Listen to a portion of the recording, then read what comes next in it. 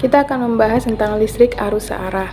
Nah, sebelum masuk ke pembahasan itu, kita bahas dulu arus searah. Nah, arus searah atau direct current atau DC adalah arus listrik yang searah, sehingga aliran muatan selalu searah. Berbeda dengan arus bolak-balik, arah dan arus listrik harus tidak berubah. Ini digunakan di banyak elektronik rumah tangga dan di semua perangkat yang menggunakan baterai. Nah, arus searah digunakan dalam perangkat elektronik apapun dengan baterai yang sebagai sumber listriknya. Ini juga digunakan untuk mengisi baterai sehingga perangkat yang dapat diisi seperti laptop diisi ulang dan ponsel dilengkapi dengan yang namanya adaptor atau AC yang mengubah arus bolak-balik menjadi arus searah. Kemudian ada rangkaian listrik. Rangkaian listrik adalah sambungan komponen yang dapat menghantarkan arus listrik. Rangkaian listrik sederhana itu memiliki konduktor atau biasanya kabel. Nah, komponen yang memasok daya atau baterai atau stiker dinding dan komponen yang menyerap daya yang disebut dengan beban. Kemudian ada pun jenis-jenis dari rangkaian arus listrik searah ini. Yang pertama adalah rangkaian gabungan seri dan paralel. Nah, rangkaian gabungan seri dan paralel ini merupakan suatu rangkaian listrik yang umumnya digunakan untuk memisahkan arus agar memiliki nilai yang sama pada setiap bagian rangkaian listriknya. Nah, kemudian ada rangkaian paralel. Rangkaian paralel ini dia memiliki cabang, biasanya disebut dengan rangkaian paralel. Walaupun memiliki rangkaian yang bercabang, namun nilai tegangannya sama pada setiap aliran.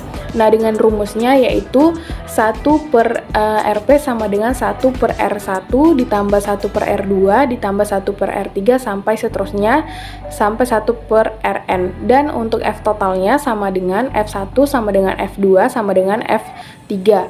Nah, I totalnya juga sama dengan I1 ditambah I2 ditambah I3. Dan untuk mencari F total per R totalnya sama dengan F1 per R1 ditambah F2 per R2 ditambah F3 per R3. Lalu yang berikutnya ada rangkaian seri.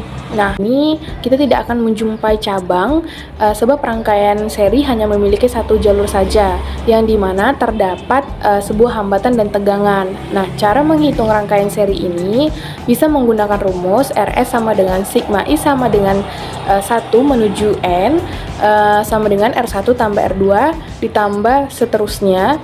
Dan untuk menghitung I totalnya sama dengan I1 sama dengan I2 sama dengan I3. Dan untuk menghitung F totalnya sama dengan F1 ditambah F2 ditambah F3. Nah, berdasarkan dari rangkaian yang telah dipaparkan tadi itu berkaitan dengan hukum Ohm dan hukum Kirchhoff dan hukum lainnya. Nah, kita bahas yang pertama itu hukum Ohm.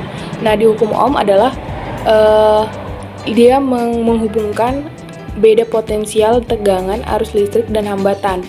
Agar suatu bahan mematuhi hukum Ohm, hambatan harus tetap konstan. Artinya, arus listrik dan beda potensial harus sebanding satu sama lain.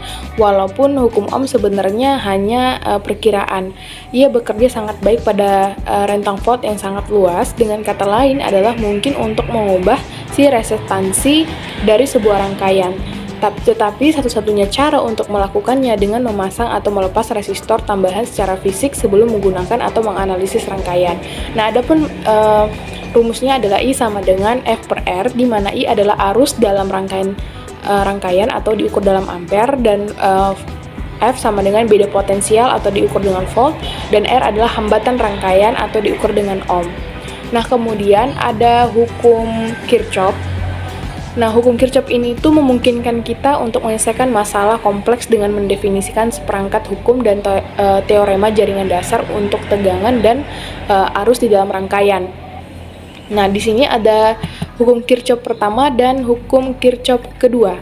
Jadi hukum Kirchhoff pertama itu dia menyatakan bahwa total arus atau muatan yang memasuki persimpangan atau simpul persis sama dengan muatan yang meninggalkan simpul, karena tidak ada arus yang hilang dalam simpul. Dengan kata lain, jumlah aljabar arus listrik yang masuk dan keluar dari sebuah simpul harus sama dengan 0.